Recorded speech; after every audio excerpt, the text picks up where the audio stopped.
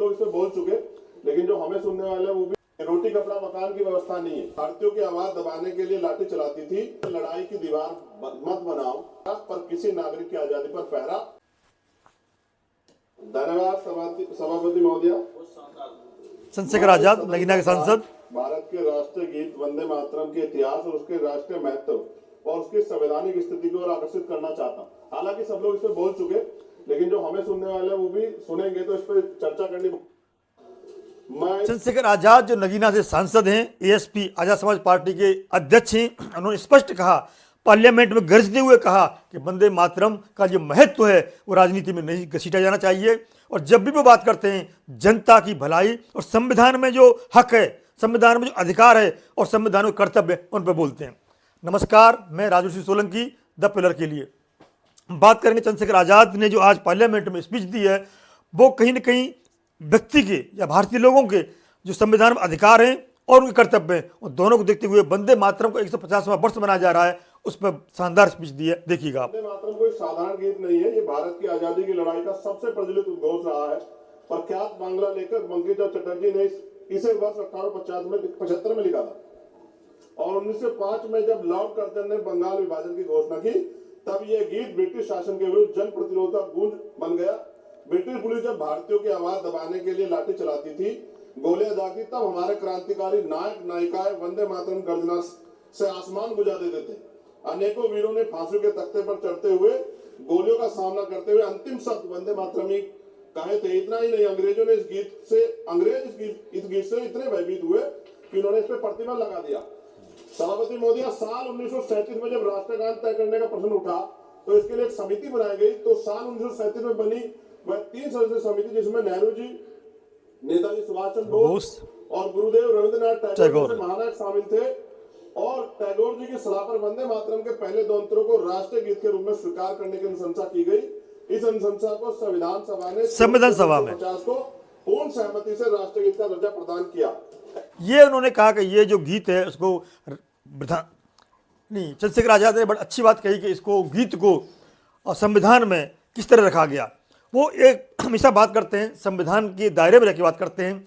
और आगे उन्होंने कविता भी पढ़ी, वो भी सुनाएंगे आपको। और अंत में सभापति महोदय, वंदे मातरम है दिल की धड़कन जी। इसे लड़ाई की दीवार मत बनाओ, इसे लड़ाई की दीवार ना बनाओ, माँ के नाम पर नफरत की राजनीति का बाजार ना सजाओ।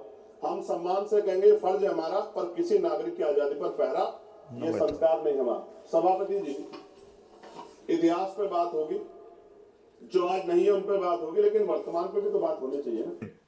हम लोग विकसित भारत की बात करते हैं। देखिए आप, रोटी कपड़ा मकान की व्यवस्था नहीं है और जुल्म जाति अन्य अत्याचार दलितों पे, पिछड़ों पे, मुसलमानों पे, आदिवासियों पे लगातार जारी। और कोई कहने सुनने वाले जब भी कोई अपनी आवाज उठाएगा उसको देश विरोधी घोषित कर दोगे, धर्म विरोधी घोषित कर दोगे। इस प्रथा से क्या देश आगे बढ़ सकता है? एक ऐतिहासिक प्रमाण बता रहा हूं जी, खत्म करते हुए ऐतिहासिक प्रमाण बता रहा हूं।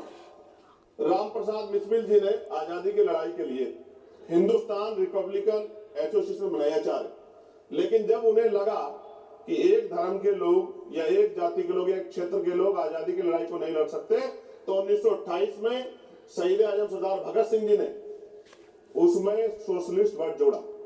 हिंदुस्तान सोशलिस्ट रिपब्लिकन एसोसिएशन क्यों बनाया?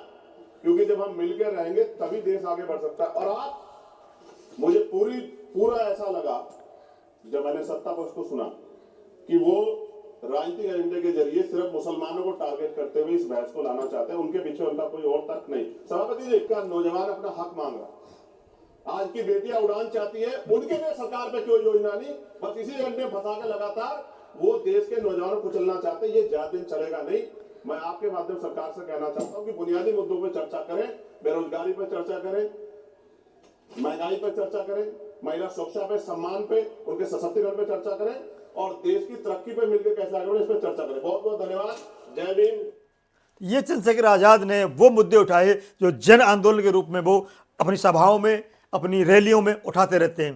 चंद्रशेखर आजाद जब भी बोलते हैं वो एक आम जनमानस की या कहें कि अपने सपोर्टर वोटर के साथ साथ पूरी 36 कौम की बात करते हैं, जिससे कि नीचे का ग्रास रूट लेवल का जो आदमी है, भारतीय है, उसका भी उद्धार हो सके, वो मेन स्ट्रीम में आ सके, उसे भी संविधान के द्वारा दिए अधिकार का उपयोग कर सके, हक से मांग सके। तो चंद्रशेखर आज़ाद का आपको भाषण कैसा लगा हमें कमेंट करके जरूर बताएं। बने रहिए द पलक के साथ। नमस्कार।